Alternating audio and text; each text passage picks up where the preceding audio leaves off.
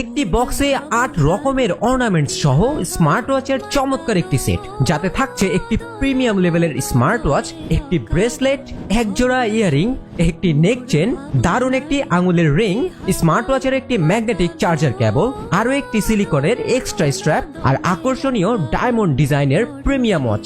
মাথা খারাপ করে দিলাম? না না, আরেকটু বাকি আছে। আপনি 3000 টাকার একটি ব্র্যান্ডেড স্মার্ট ওয়াচে যা যা করতে পারবেন ঠিক তাই করতে পারবেন এটিতে।